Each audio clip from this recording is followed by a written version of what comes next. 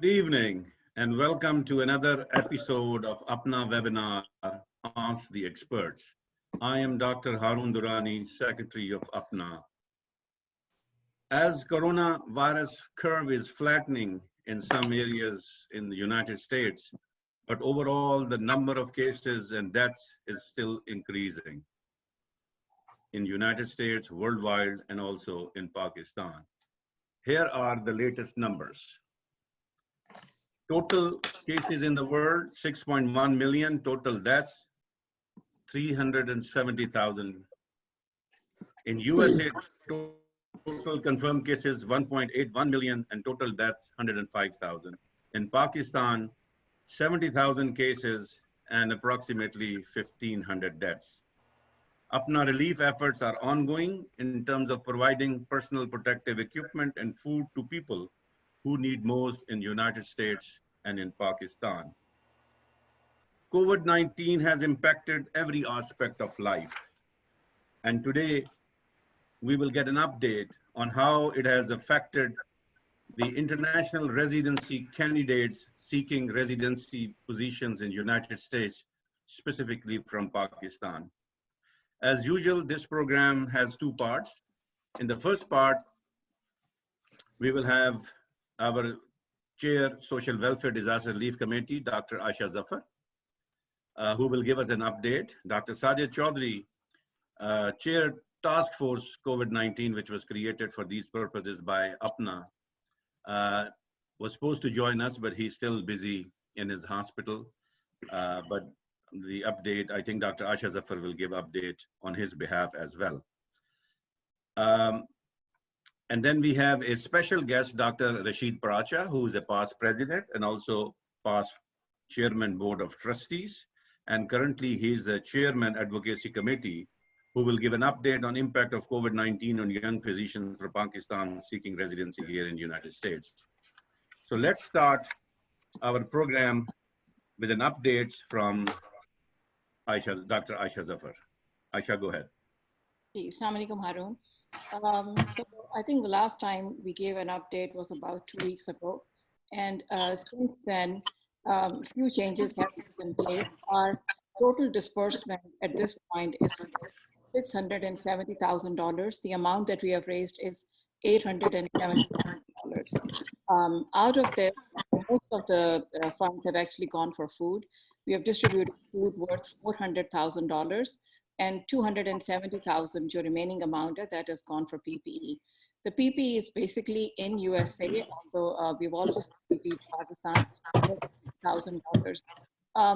As you know, that recently the corona situation in Pakistan has been getting worse, and we are again getting requests for PPE. So for backup, we already had about 7,000 KN95 masks, which are available there. We will be providing these to some of the bigger hospitals as well as to the smaller hospitals in the district health quarter areas. The other PPE is now available in Pakistan. So if someone is interested, we can work with them and they can buy that locally if there's an alumni. But for APPNA to buy it locally and then provide it has become a little bit of a challenge because we do need people on ground who are able to actually coordinate this and who are able to distribute that. For food, we are working with different organizations. I've mentioned before in the past as well. We've been working with Helping Hands, also with Selani. More recently, we've been working with two new organizations. They're Shahid Afridi's Foundation, and Shahid Afridi this week is actually going to remote areas of Balochistan, where he will be distributing food on behalf of APPNA. And the other organization, which is known as HANDS, they recently distributed food which was close to the border, which is the LOC area, and that was in Azad Kashmir. And they provided food there to several hundred families. So, you know, the situation is kind of fluid, and what I really would want to focus on today is that we do need more funds. We had kind of slowed down after Eid and we thought things are getting better, but now with the incidence of corona going up in Pakistan, there's a lot of families, people who are sick, and these are people on daily wages who really need help. So not only do they need funding in terms of food, But many of the organizations that we've been working with are actually now asking us to help by doing microfinancing with these families, or some are just providing them for like 30, 40,000 rupees per family, and they're doing small businesses, or just opening small grocery stores like Parchun Ki Dukan. So again, the donors have been extremely generous. I'm very grateful to everyone in APPNA who has come forward. And the good thing is it is not just the APPNA members who have contributed. We have had a lot of non-APPNA members who have looked at our projects, and there were several actually who joined in the telethon and contributed there as well. So it is not, this is different from the projects.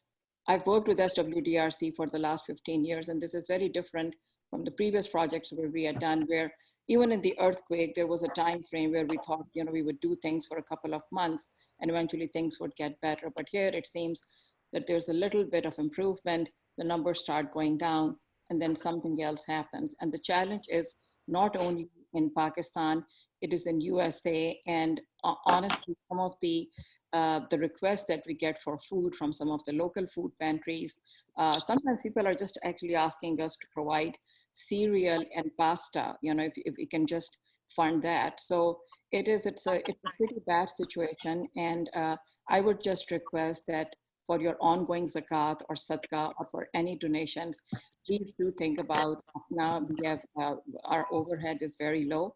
And the other thing is we do match funds. If someone is giving us $1,000, we will match $500. So it's 50 cents to a dollar.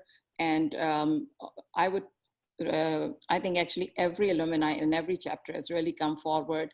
The DMV chapter, Dr. Pracha is here and Dr. Rashid Nayyar are here. They have been extremely active. Every weekend they're distributing food, they're distributing PPE, and any other chapter, and there are actually several others. If you want to support us in this way, we would be happy to reciprocate, and we can match the funds and work with you. So that is basically the update. And again, Dr. Sajid Chaudhary is not here, but Sajid has done a phenomenal job. He's working full time, and at the same time, our meetings in Pakistan, because of the time difference, they're usually like 2 or 3 in the morning. So sometimes that is when we have to talk to the physicians there or to the organizations there. And him and the task force and the SWDRC members, everyone has done a great job. So thank you all.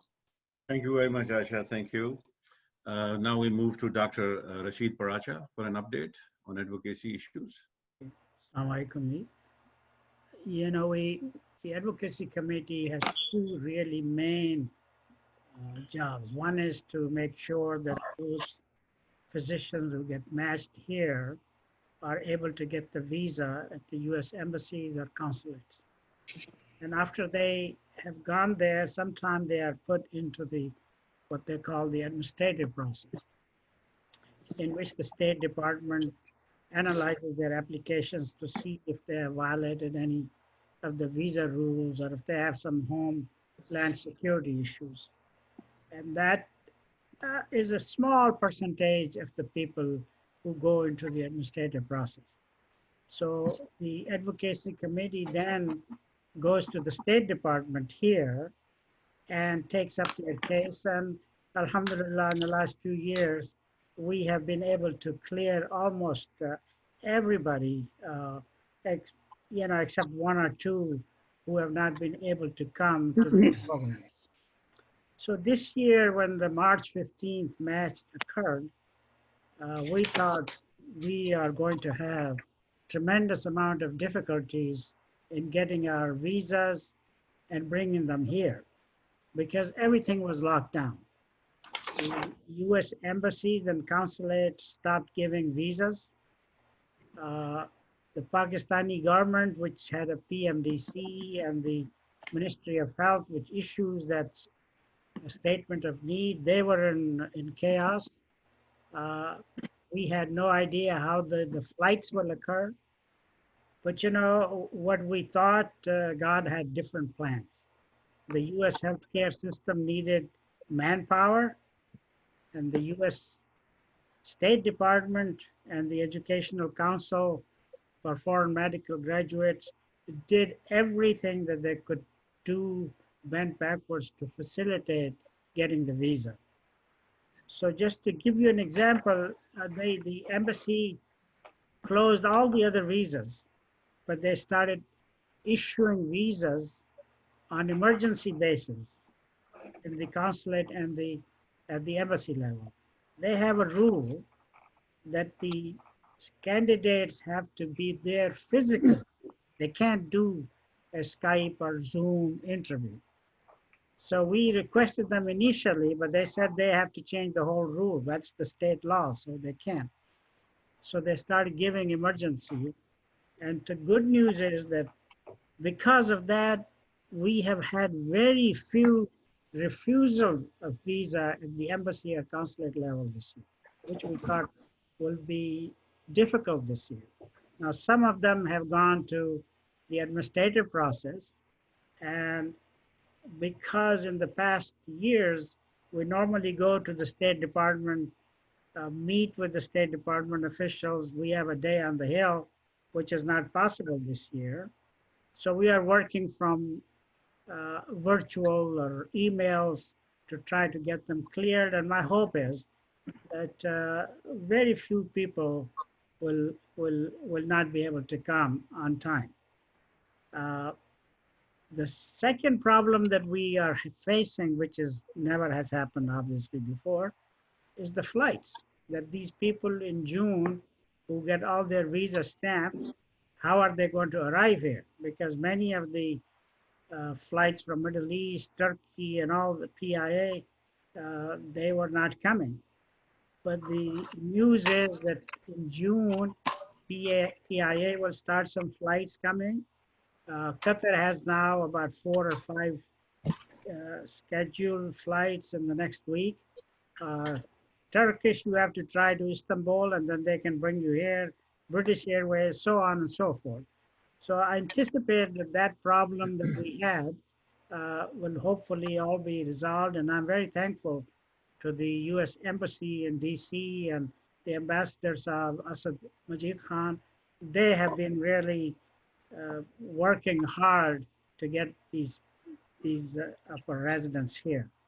Like I said before, Harun came. ECFMG is so excited about these residents that they were going to go to Newark, New Jersey today to receive the residents that were coming to join their programs.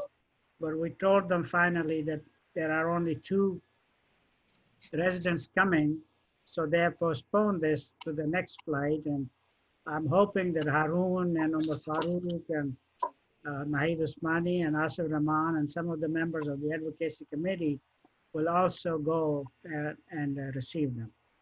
So in a nutshell, what we thought is going to be a difficult year this time, Alhamdulillah, with God's blessings, actually it has actually become easier compared to the previous years. So I'll stop here. Very good. Thank you. Thank you very much, Farada Saab. This concludes our first portion of the program. We move to the question answer session with our expert panel. I am going to introduce our panelists today. First of all is Dr. Nadir Ahmed. He is a division head, otolaryngology, head and neck surgery, Cooper University Hospital. He is a program director, otolaryngology, head and neck surgery, residency, Cooper University Hospital. He's a director, head and neck cancer program, MD Anderson at Cooper Cancer Center. He's an associate professor of surgery, Cooper Medical School of Rowan University. My second panelist is Dr. Shahid Asad. He's a pulmonary critical care sleep medicine specialist. He's a director of ICU and trauma critical care, associate professor of clinical medicine, Indiana University School of Medicine. My third guest is Dr. Rashid Nair. He's a chief of medicine, director ICU, Innova Alexandria Hospital. And fourth panelist, Dr. Umar Farouk, a community activist, board certified in internal medicine and certified medical director, civil surgeon with USCIS and Philadelphia Magazine Top Doctor 2020. He's associated with multiple residency programs in the area. Welcome, gentlemen. Thank you. So we will start our questions. My first question to Dr. Nader Ahmed. How has pandemic affected surgical practices in ENT? First of all, Assalamu alaikum, everyone, and thank you, Harun Bhai, for this gracious invitation to be a panelist in this webinar and to offer a surgical perspective on the COVID-19 pandemic. So my field of otolaryngology, head and neck surgery, also known as ENT, has been profoundly impacted by the pandemic. In fact, surgery on the whole has been dramatically affected in so many ways. In my field, we have an intimate association with the upper air digestive tract or the upper airway. And that makes us particularly vulnerable to contracting the virus ourselves. And it also renders our routine diagnostic and therapeutic procedures in both the clinic and the OR very difficult to perform. And in fact, we've been categorized as an ultra high risk procedural specialty during the pandemic. So this has resulted in numerous challenges in terms of delivering excellent and high level medical and surgical care to our patients. But on the other hand, it's also offered us some unique opportunities to learn, evolve, adapt, and to take on these challenges head on. So just to give a brief background, shortly after the COVID-19 pandemic was officially reported in Wuhan in late December, there were early reports that ENT surgeons were amongst the highest risk professionals for contracting the virus. And this was obviously due to our working in very close proximity to the portals of, predominant portals of entry for the virus in the nasal and oral cavity passages. In fact, one very alarming early report from Wuhan noted that 14 members of a single OR team involved with a patient who was undergoing endoscopic transnasal surgery for pituitary adenoma removal, which is a relatively common surgery in our field. We do this in tandem with neurosurgeons, that all 14 people were infected with the virus. And this created a lot of panic and heightened anxiety, not only amongst us, but amongst anesthesiologists and pulmonologists, anybody working in the upper airway, to the point where there was a generalized suspension of all non-urgent and emergent upper airway endoscopies that we routinely perform for both diagnostic and therapeutic purposes. And these are, these procedures are considered very high AGP or aerosolizing generating procedures, and they were just felt too high risk to perform. Just as an aside, a subsequent report from the same group came out a few weeks later that indicated that it was not the procedure itself that caused the high numbers of people infected, but it was actually inappropriate use of PPE that had led these individuals to become highly susceptible and then getting the virus. But nevertheless, I mean, it just, again, underscores the risk that we face as healthcare providers. The first doctor reported to have died of COVID-19, not the whistleblower who was an ophthalmologist, but the first doctor was an otolaryngologist. And unfortunately, there have been many reports from many other countries, including a colleague recently who passed away in Peshawar, which is obviously a very somber news to us. In my division, 3 members of my team have been infected, all symptomatic, but thankfully none of them requiring hospitalization. Across the river in Philadelphia, one large academic medical center had 6 otolaryngologists infected. So these are just general ways in which our field has been affected, and these apply in general to all surgical fields, perhaps to us a little bit more. But surgical practice as a whole has been affected in terms of how we determine acuity of the surgeries that we need to perform.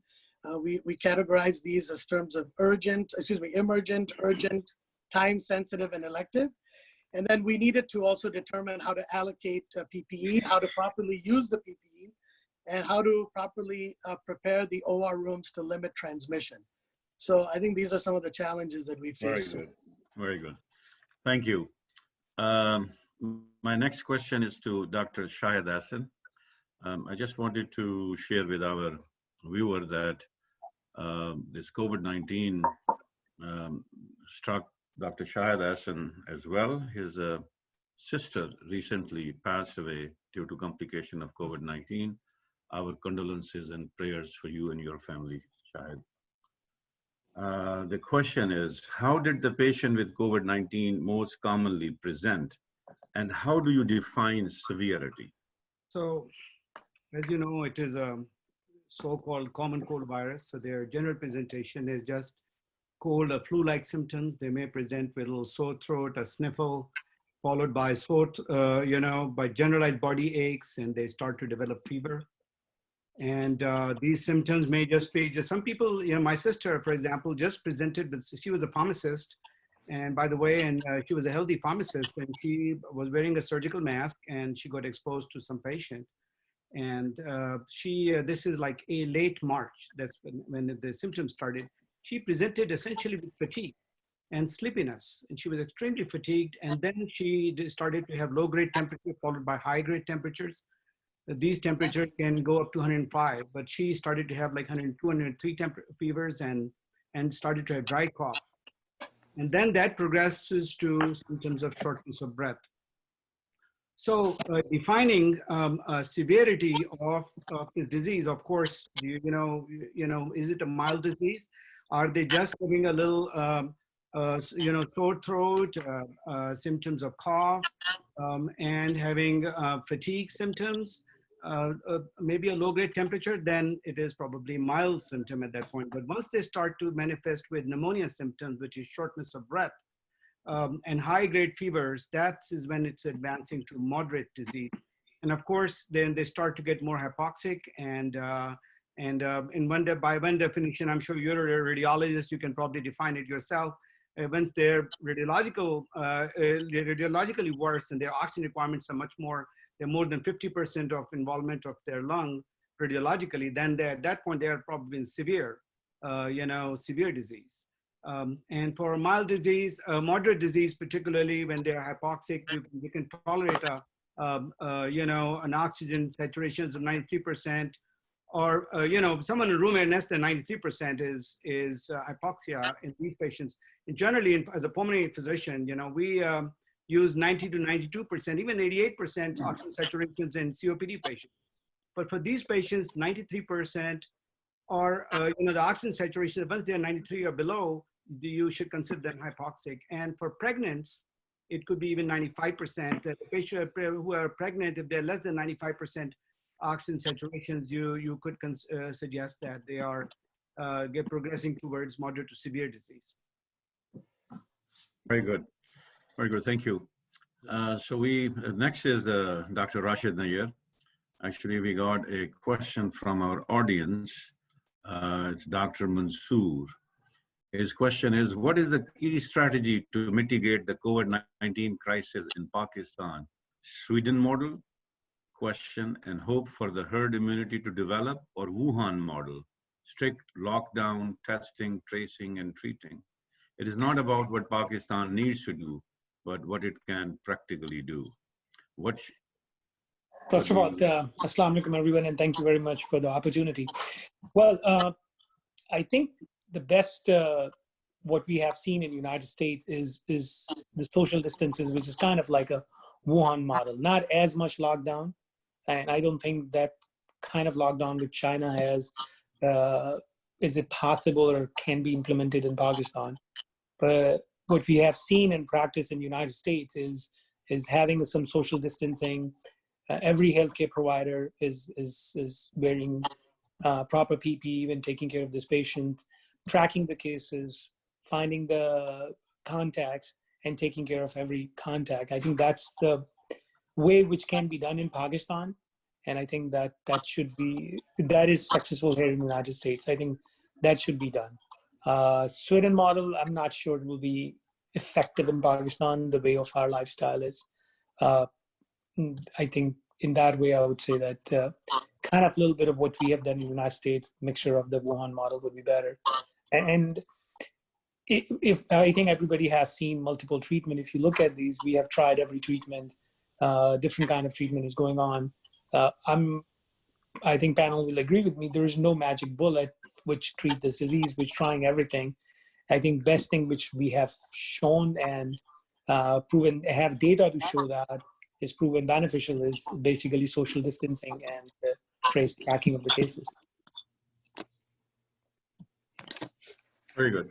Very good. Dr. Umar Farooq, just on the same terms as Dr. Rashid Nair was saying, that since the curve is flattening and there are different states which are losing their restrictions, and we have noticed that more people are coming out, they're walking around, and some of them not wearing masks, and people are not taking care of the social distances as they should be doing it. Are we going to see another peak? Yes, thank you so much, first of all, and thank you for doing this great job, Dr. Haroon and Durrani. So this is upfront for the COVID fight. Yes, so regarding this second peak, we're going to see a second peak. There's no doubt in that one, because when we have, we're going to take these restrictions away, and that's going to happen in Pennsylvania on June 5th. Governor is going to announce. So we are going to see a second peak. As we said before, Dr.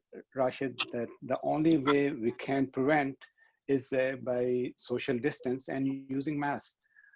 American has to come back to work, and we had to bring our life back to normality. And that's the only way that we can do it: social distance, mask, and sanitizing your hands. So of course, we're going to see a peak, and there's no doubt. When we're going to see this peak, and actually we're going to see peak after peak. Yeah, this is not only peak. When the flu season starts, that is going to be another issue that we're going to be confused. Either this is flu or this is COVID-19. So I can talk about that a little bit later if you ask me a question about testing. So we'll discuss about that one. Yep. Very good. Thank you very much. Question back to Dr. Nader Ahmed. So this COVID has changed a lot. I mean, elective surgeries and stuff like that. So has your practice developed a protocol for testing pre-op, workup, and intra-op management of your patients?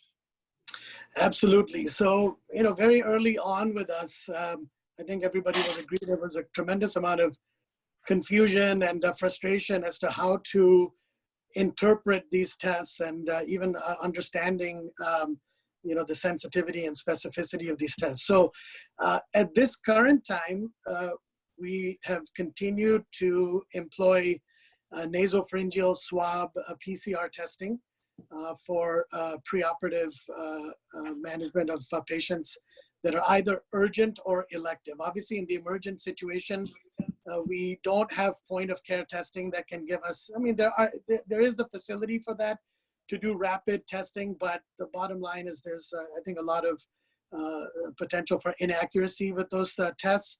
And so we just treat everyone like they're COVID positive in my specialty. But in terms of what we do pre-op testing wise, we do nasopharyngeal swab testing for PCR 48 to 72 hours before the surgery. And then we have them self-isolate up till the point of the surgery. If they're positive, then we try to delay the surgery and wait till they go through their period of quarantine and the virus subsides. Or if it is if it's a significant indication for surgery, then we'll take them to the operating room, and in COVID positive, we will put on the powered air purifying respirators called PAPRs.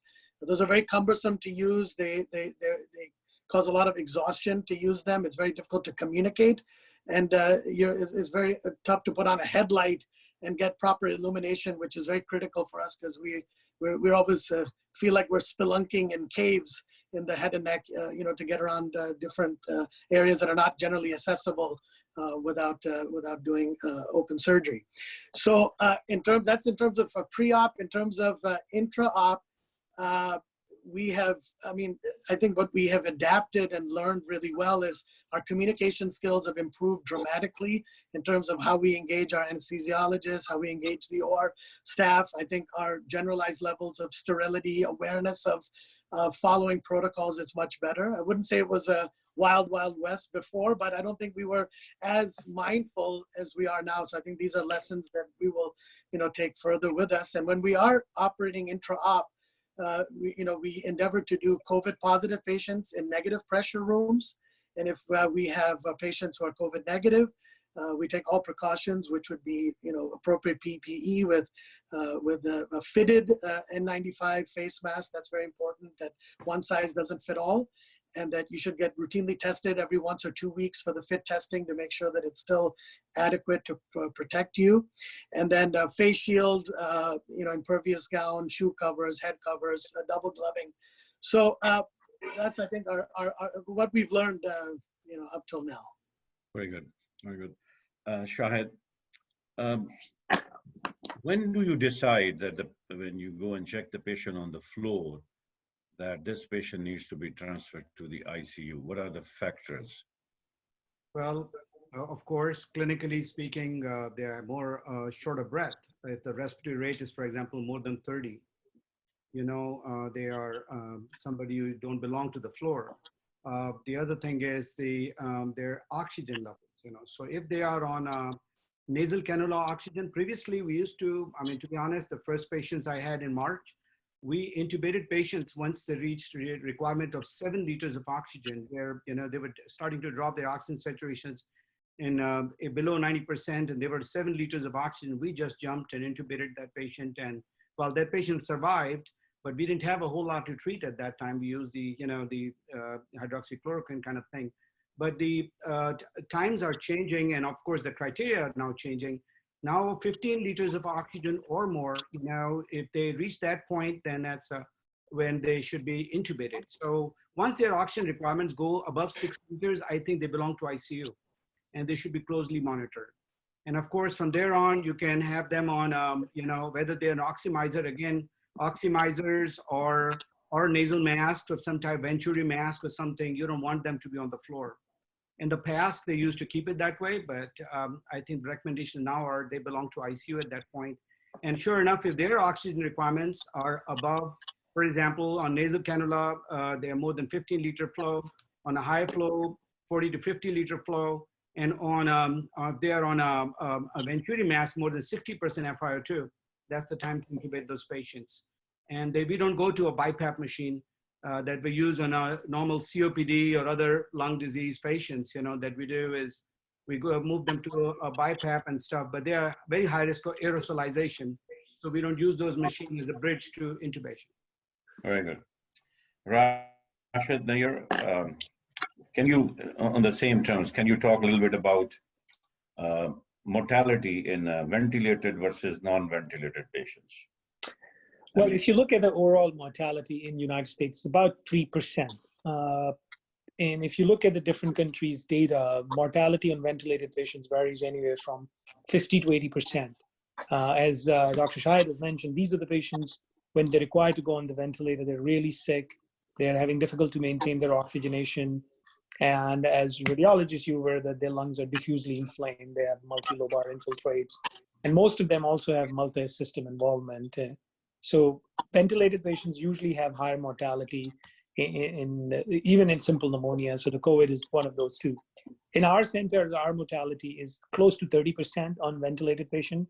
Oral mortalities are 2% in our hospital, but ventilated patients close to 30, which is comparing the rest of the world. I think it's pretty good actually. We have a good success in extubating patients and getting them weaned from the ventilator. The key here is being very aggressive, evaluating patients multiple times during the day, and then finding the window when they're ready to be weaned and to be extubated.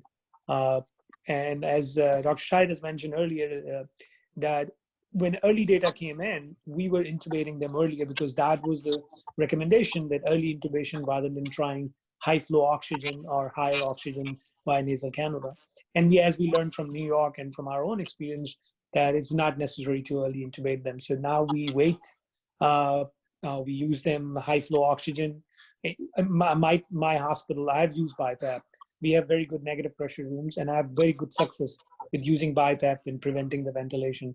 Our health system has 5 hospitals. 3 of the 5 hospitals, we use BiPAP, and then we do have a good success. So in general, mortality is higher, close to 30%. Some centers have about as much as 80% on ventilated patients. Yeah, that I was going to say, because some of the hospitals in New York reported ventilated related mortality even closer to 80%. Shahid, what is your experience? Well, all I can tell you is in our ICU, we had 40 patients. And out of those 40, only 4 patients died. And those 4 patients who died were basically, one patient came in with anoxic encephalopathy. He was brain dead already. So they withdrew. One patient had metastatic esophageal cancer. And again, we were able to wean the FiO2, but patient never wanted to be on a respirator. So we withdrew, and 2 patients came with severe stroke. Everyone else, we were able to save for some reason. Very And good. we felt that the best course of action would be aggressive from get-go. I'm sure everybody is, but we were lucky to have the current modalities and be able to play around, and we were aggressive from the get-go. And I think that we lucked out that way, that we didn't lose anyone after that. Very good. My next question is to Dr. Umar Farouk. So is vaccination going to be the answer for all this? Is that we are waiting for to return to normal life? Yeah, vaccination is one of the part of to prevent COVID-19. That is our hope. And when that is going to come, we don't know yet. Maybe next year. So they have one study they have just done recently. They did on 48 people rather. So all of them came up positive for antibodies, and like COVID-19 patient come up positive for antibodies, IgG. So, but we are really far away from this vaccination, and the experiment they're doing, so still like it's still experimental. And but as I said before, the vaccination, more important than vaccination is prevention with social distances and like using mask and all that stuff. So yes. Sure. And one more thing I want to emphasize now, as we said, like the flu season coming. Flu season is only like 3 months away now. So it's going to be a big confusion at that time. This is flu or this is COVID-19. So what what they're trying to do is now, so rapid tests. We have rapid tests for flu. So if you have rapid tests for COVID-19, when the patient come to your office in primary care setting, so you can check both tests, like you check flu, and if that is positive, of course, this is not COVID-19. If that is negative, then you can go with the COVID-19. So that is in progress, and hopefully that will come when the flu season starts. That's what we are hoping. Very good. So we got another question, Dr. Zafar Saeed, Dr. Saeed Zafar. I think it's related to Dr. Umar Farouk. You have already answered, so maybe you want to take this question. It's just the same. Sure. What is your opinion about opening schools and colleges in fall when we are expecting another severe wave? I think you alluded to that, but maybe you can add a little bit more if you want. Like as far as I can oversee, that's not going to happen. So they have canceled for this year all those schools in Pennsylvania. I'm talking about Pennsylvania, and they are doing online. So I think unless we have vaccination, so, and I don't think so we're going to have early this year. So the school, I don't think, I know that like in Pennsylvania, they're opening everything in 3 phases. So they're starting with now from red to we're going to go to yellow, from yellow to we're going to go to green. So every phase has different kind of requirements and stepwise. The schools and colleges, I don't see that they're going to start this year. That's my perception, the way it's going on, and the way we're going to see the second spike and Can I add second something? peak after the yes. Sure, go ahead. Sure, Shahid, again. I live where we have Purdue University and we have Indiana University Medical School. My medical students will be coming in starting 29th of June. Of course, they're attending the classes and doing everything, and they'll be sitting at a distance. So Purdue University has come up with a different plan, and I'm sure it's going to be revealed to a lot of people because we are getting some communication from them. My own son is actually a Purdue student. He's a freshman. So he's been advised that they will have a full semester, but the semester will be short. So they're starting the semester end of August, and it will end in November. and they are not going to go like they used to go to Thanksgiving and come back and take their exams. So it'll be all done. They will not be allowed to go leave the campus once they come in. So they are restricting them in one single room in the hospitals, where they live, their dorms. So each student will live in one room for some reason, how they're going to do that.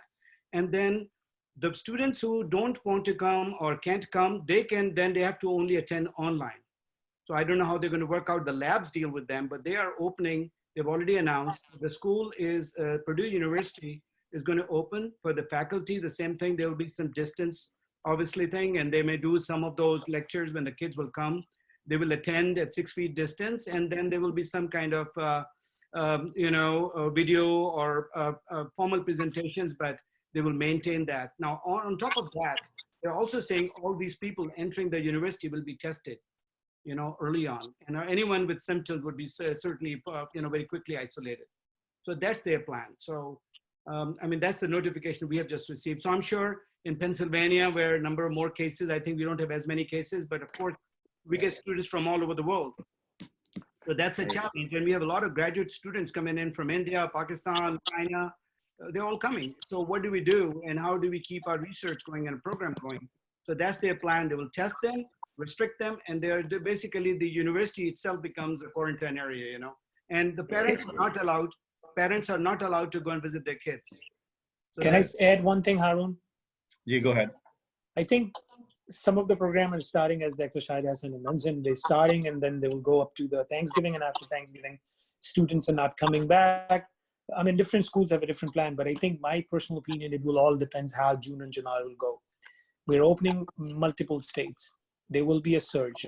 It depends on how bad that surge is going to be. I hope we learned the lesson from history. If you look at any pandemic in the history, last Spanish flu, second surge has killed most patients. So if we have a bad surge, never no school will be open. If we have people will behave themselves and it open up, June, July is not as bad, then you will see a lot more schools are opening up with a different kind of restrictions. Very so, good. So in Pennsylvania, one thing I just want to add about the medical student, I have resident, I think they're supposed to have 26 residents coming this year, starting actually next month. So they come to me. So I have discussion with the hospital and residency program. So I have right now I have maybe 10 residents, they were coming to my office. So I just discussed with them. I opened just for telemedicine. So just a couple of residents, they start coming back. So that, from medical field point of view, I think there's going to be a little bit different, especially the resident. So because they have to have their training and they have to start training. And some of them actually, they're required to finish their training at the end of this year to complete their residency. So that is the other thing. So Very good. They will start, but limited. Very good. We are getting a lot of questions, and I will encourage our panelists that if you feel like answering or typing the answer to some of the questions, that way we'll be able to take more questions. So my next question is to Nader. So what guidelines are available for performance of tracheostomies, upper airways, endoscopies, and management of nosebleed in the light of COVID-19 era? Wow, that's quite a bit. I'll try to give a succinct answer to that. So a lot of how we're approaching these high-risk diagnostic and therapeutic procedures that you mentioned is based on, it was initially based on experience from the initial SARS virus pandemic or epidemic in 2003. And so there've been some really good articles written. So let's start off with tracheostomy. So very early on, thankfully, and this again, remarkable how quick the world mobilized in terms of, let's look at it just in terms of physicians and surgeons, in terms of at least having guidance. These are not, wouldn't necessarily call them guidelines because they're not based on a lot of rigorous evidence base, but this is what we consider to be best practice or guidance. And then obviously that's taken into account different institution and different communities' resources. So with respect to tracheostomy, the question that you asked. So tracheostomy, the general consensus is to avoid doing tracheostomy in a patient that is COVID positive. as my colleagues have alluded to, there was a thought that performing perhaps early tracheostomy would be very helpful in terms of clearing up resources in the ICU, and that it would be better for the patient in terms of their recovery or ability. Like, typically when we do tracheostomy, it's helping patients with pulmonary toilet and decreasing dead space and weaning them off the ventilator. But those principles don't apply with COVID. And so how we think about COVID is that we need to know what we had to have some idea of the prognosis, what the likelihood of recovery is, and what their viral load is. And what that all basically points to from what we've seen is that tracheostomies are being delayed in COVID positive patients beyond even a 2 to 3 week period. And traditionally, we only wait about 7 to 10 days because of the worry of increased risk of subglottic and tracheal stenosis and other issues related to prolonged mechanical ventilation. The performance of the tracheostomy is very key. There's a checklist that we have. This is a very high aerosolizing generating procedure. And what it's done is it's created a lot of anxiety amongst us in terms of how to adhere to that protocol, how to communicate it with anesthesiologists. And so I would encourage the participants to get on the ENT and the Academy of Otolaryngology Surgery guidelines if you want to know more about the procedures. But essentially, we treat these all as COVID positive, even if they're COVID negative. In the ENT world, we have another little bit of a caveat in that, unlike other specialties that perform tracheostomy is an interesting surgical procedure that spans many surgical disciplines and even non-surgeons, such as pulmonologists and the critical care folks, and even potentially interventional radiology people. And the problem is with us is that we get a lot of patients with acute upper airway obstruction necessitating an awake tracheostomy or an emergent cricothyrotomy. And also, we are dealing with morbid obesity trachs. And when the morbid obesity trach comes, nobody puts their hand up for that. That's always ENT that's called upon because we are the primary airway managers. Even the anesthesiologists will defer to us in terms of difficult surgical airways when they need rescue. And so I've myself contended with both of these situations within the COVID era, and it's difficult. So with respect to tracheostomy, we do it when it's emergent or urgent and in a COVID negative patient, but in a COVID positive patient, the take home message is we don't do it. The risk of mortality is quite high, even though the reports from my friends here are much less, but nevertheless, I think they would agree that we would wait a duration. How we deal with nosebleeds, again, when they know that you're there, everybody will consult you. The funny thing is, once a pandemic occurs and we give guidelines, you realize that ER physicians and urgent care centers can manage these things on their own without us being there. We do not advocate placement of nasal packing because that packing ultimately needs to be removed, which is an aerosolizing generating procedure. So we have a lot of non-absorbable products that we use that can deal with the 90% of the anterior nosebleeds that are not catastrophic.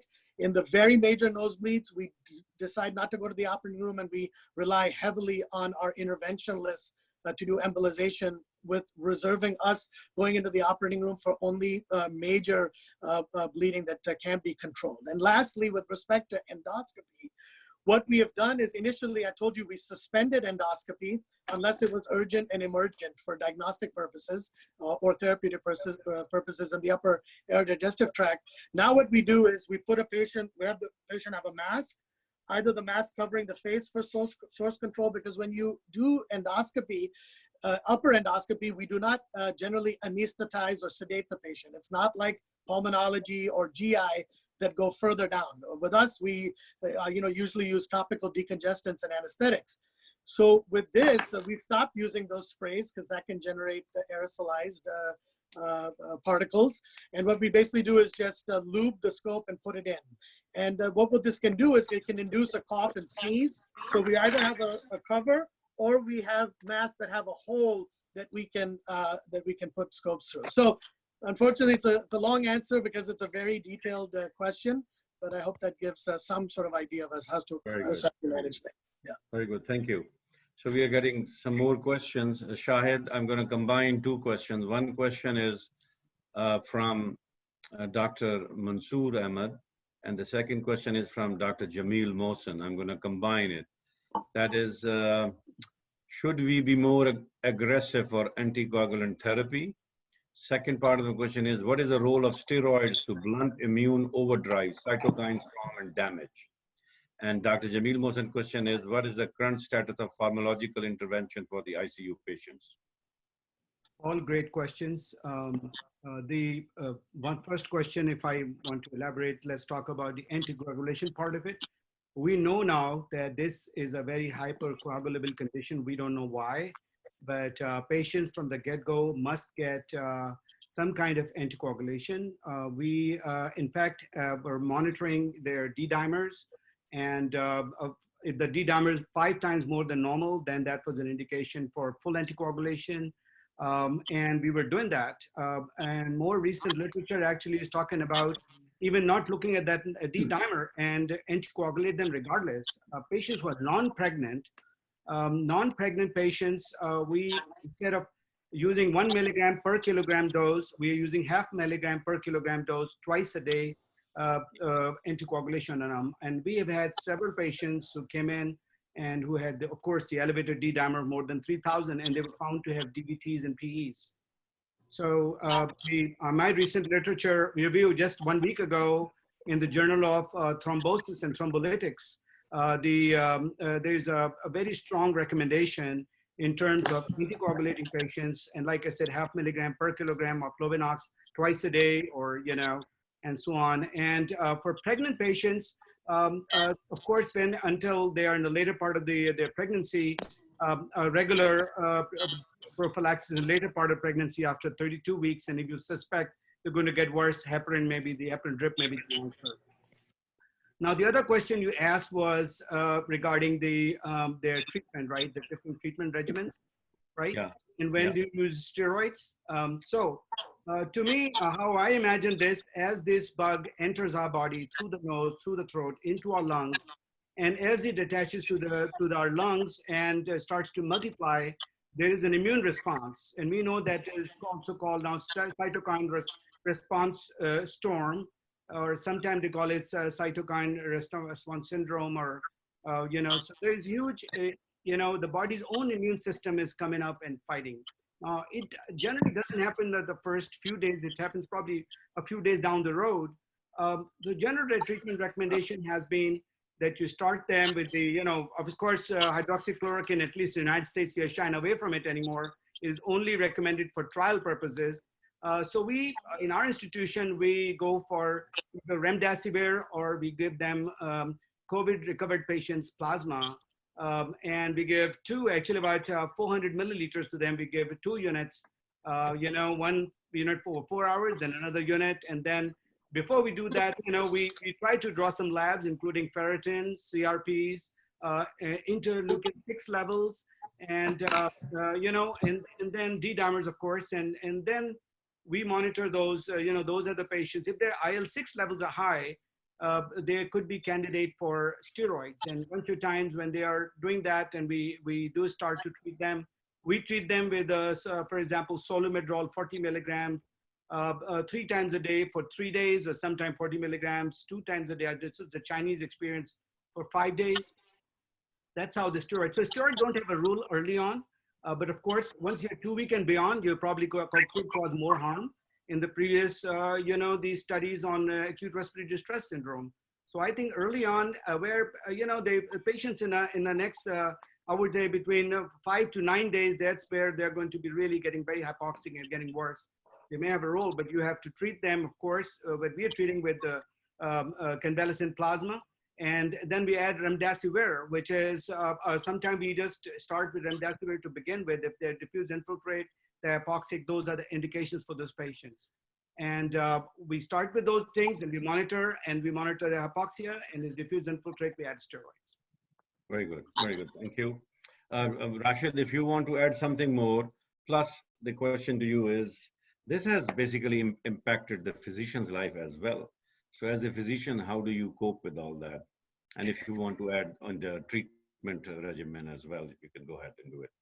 I think a lot of stuff my colleague Dr. Shahid Hassan has already mentioned. In the first question, anticoagulation is as he said, initially we were monitoring and looking at the D-dimer, and then if the D-dimer is 5 times a high, then we were using it. But a lot of data came in showing that these patients are hypercoagulable. In our center, we are anticoagulating everybody. And in fact, we have a study going on, not only anticoagulation, we're also using antiplatelet agent with them, along with the anticoagulation. Steroids, in terms of steroids, there's data showing benefit, there's data showing no benefit, but we are using them, especially after 4-5 days if there is inflammatory involvement of the lung. In terms of treatment, yes, remdesivir. I have good luck with the tocilizumab, which is interleukin 6, using at the right time. I have good success with that as well. Plasma we have used as well. We have used in terms of lifestyle, yes, it has impacted, I'm pretty sure, all of our lifestyle, not only physicians, everybody else's. I mean, for example, if you go to the hospital, you will see everybody wearing scrubs. All the suits are in the closets. We go there, we see everybody. By the time we're leaving, I change my scrub again. Come home, I don't even come upstairs. I just go from the back door into the basement, shower, scrub goes into the bag, change, and then come up and meet the family, because you want to prevent your family. And similarly, going outside, social distances and everything. Life is becoming tough. I mean, seeing, as Nadir has mentioned, wearing PAPR or even just the respirator, seeing the patients, after 5 or 6 patients, you get tired, you yourself get short of breath, and you need to take a break. I remember one time I was seeing patients, I didn't take a break after 5-6 patients. I was hyperventilating, and one of the patients asking me, "Are you okay?" So it has impacted our life, and it made it very difficult for all of us. Very good. We are running out of time. My last question is to Dr. Umar Farooq, and then I will give 60 seconds to each of our panelists for their closing thoughts. Dr. Umar Farooq, the question to you is, after the patient has recovered, is there a protocol that you use that when patient can resume normal activities, go back to work and stuff? Yeah, I mean, that is the patient, there are different protocols for that. The one Department of Health in Pennsylvania. So they got, because I'm a primary care physician, so I have to deal with it a lot because the patient has to go back to work. So there are different protocols. The 3 protocols, the CDC recommend, the number 1 is so the patient has the COVID positive, and he's in quarantine and 3 days free of symptoms. So 1 week and 3 days in quarantine, 7 days quarantine and 3 days no symptom. They can go back to work with proper PPE. That's one scenario. And second scenario is 14 days quarantine, and after 14 days, you do COVID-19 tests for 2 consecutive days. And if that comes up negative, they can go back to work. And the third scenario is 21-day quarantine. So after 21 days, they can go back to work with the proper PPE. But every job, they have their own requirements too. So I deal with every day. So some of them, because there's no specific rule, so some jobs, they want everyone go back to work if they're COVID negative. And some of them, they want 2 tests before they go back to work. So, but it is state to state, and it is depending on where you work for medical professional. Even in the nursing home setting, we have we have so many patients in the nursing home. We have positive patients, and we are getting short of staff because the staff is positive, and we have to take care of patients. So in nursing home setting, we tell the patient, if they come up positive, you go home, 7 days of quarantine, and 3 days of no symptoms, so you can come back to work with the proper PPE. So it's a different for different job, but in general, that's what the protocol we are using right now. Very good, thank you. I apologize, there have been so many questions showing up from the Facebook as well. We have not been able to answer a lot of those questions.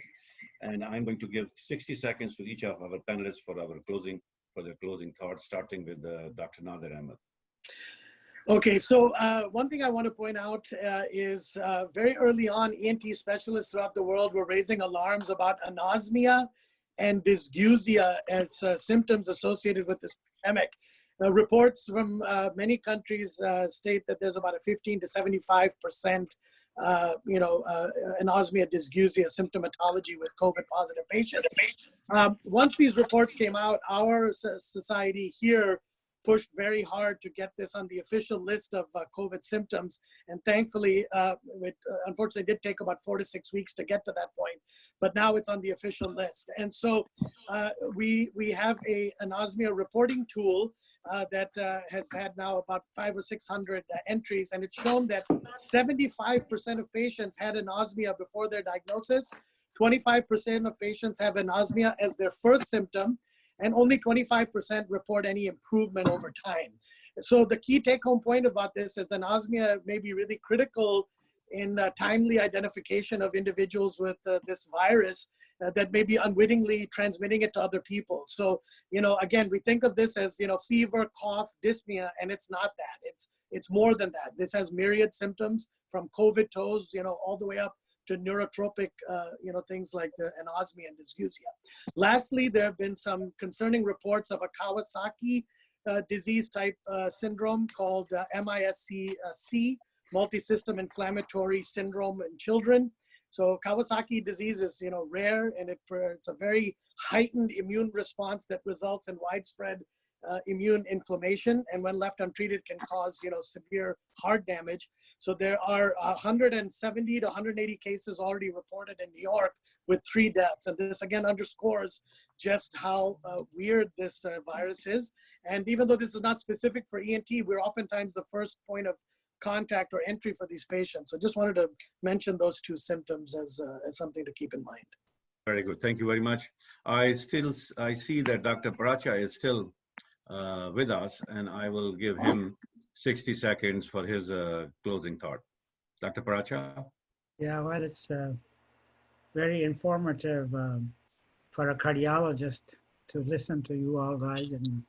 And since I'm in that age group where the mortality is very high, I've been hiding it at home. I went to Pakistan, came back on March the 3rd. I think the last time I got out of my house was about March the 5th.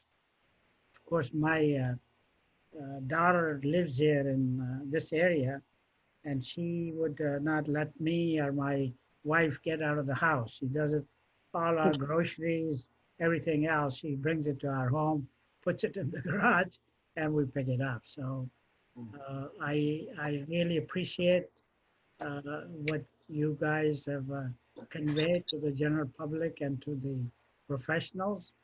I just want to hope that new physicians that are arriving will have the same enthusiasm to work for APPNA as you guys are. Thank you very much. Thank you. Thank you very much, Professor. Shahid? Well, I think we had a good discussion, and thank you for having me be a part of that discussion. What I would say importantly is to understand when patients are being monitored at home with mild disease, this disease can be very rapidly progressive, even on the floor. When they're in the hospital, they should be very closely monitored, but for home, I really worry, particularly the older folks. So someone should be monitoring them, monitoring their symptoms of shortness of breath that could be measured in terms of how far they walk. And of course, their frequency of their cough and their higher temperatures. So the temperature is getting higher, and they're starting to develop the symptom walking from their one room to the other room. I think this is a big alarm right there. I personally prefer that people have some kind of oximeter, and like you talked about, somebody, the pharmacies unfortunately ran out of it. I hope they're filling it back up. That's a great tool. My sister, in fact, a day before went to emergency room before she got, got deathly sick. She walked into the emergency room, and her oxygen saturations were 94, 95%. She was noted to have bilateral lung infiltrate. She was sent home. I would have admitted her, but anyway, she went home, and there was no oximeters available in New York area. She was in suburban New York, in New York City. She was a pharmacist and could not get an oximeter. So I shipped one from Indianapolis to New York overnight. And she got it my brother-in-law got it first thing in the morning. And first she was looking same as she was the night before. But he called me 8:30, 9:30 in the morning. He says, you know, your oximeter just came. Her sats are running 86%. She looks the same. I said, you call 911. It was 86% when she was lying flat. Just imagine if she sits up, what's going to happen. She's going to crash, of course, with hypoxia. So I think that is one more tool. If people can purchase it and keep a close eye on, monitor the vital signs if they could, particularly at home and on the floor. I think just have to be mindful that in the evening you saw the patients are looking good. My sister was on 2 liters of oxygen, but overnight she required 100% oxygen. And so this is just something to let you know that this disease can be very rapidly progressive. And as a physician or as a general public, you should be very mindful of that. Harun, I have on my iPhone, the oximeter. you can put an app on the phone. And oh, that's great. I didn't know that. Yeah. Go ahead, Rashid. Yeah, thank you very much. That was very interesting and informative discussion. I learned a few things as well. The one thing I can say is this disease is here to stay, and we need to learn to live with it. Hopefully, it will not be as epidemic as it is now, and the people will not be effective as much as we are seeing in this phase. But again, majority of the people who will develop the symptoms will have no symptoms or very mild symptoms. But the people who deteriorate, they will deteriorate very rapidly. So the key is, if God forbid anyone you know or you have it, most of the time there's a possibility you can, I mean, I know a lot of friends and people who have the disease, they stay at home and did not require to be hospitalized. So, but once you have it, God forbid, just monitor closely. As Dr. Shahida Hassan had mentioned, at any point of time, you realize things are getting out of control. Hospital is the best place to be. We don't have a magic bullet which can cure this disease, but there are multiple modality treatment, anticoagulation, steroids, remdesivir, interleukin-6, everything is available. But take care of yourself and then hope God may protect all of us. Thank you. Thank you very much. Dr. Farouk? Yes, so as a primary care providers, we are actually first responders. Like, we get a lot of calls from the patients, and I'm doing telemedicine in my office. So I diagnose like 50 patients by telemedicine with COVID positive. So patients have a lot of anxiety. You have to talk to them. You have to relieve their anxiety. And they want some kind of treatment. Of course, this hydroxychloroquine we're not using anymore. Remdesivir is not available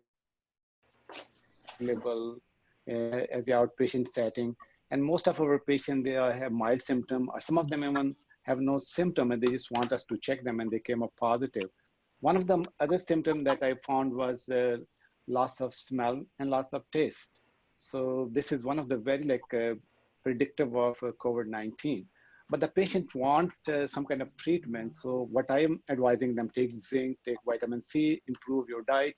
So improve your immunity. So we can prevent going back to the hospital. So as a primary care provider, it is, if we do this kind of stuff, so we can prevent them going to the hospital because we are available and we are doing testing on them. And we also let them know when you have to go to the hospital, when you have shortness of breath, when you can't breathe, and then go to the hospital. So our patient don't have this pulse oximetry, as Dr. Shad was mentioning, but we just tell them if you get shortness of breath, and then go to the hospital. One amazing thing that I noticed, one of my patients, quite a few patients, one patient is positive for COVID-19 and symptomatic and in quarantine, but rest of the family is negative. So that is never came positive. So this disease is very strange, and this COVID-19 is a very different kind of coronavirus that is unusual for us, and the representations are very different, and everybody responds differently. So thank you very much, everyone. We are out of time. I want to thank our panelists, everyone who has joined us, and people who have sent questions. Apologize, we were not able to answer a lot of questions. This concludes our webinar. We will see you until next time. Khuda Hafiz. Assalamu alaikum.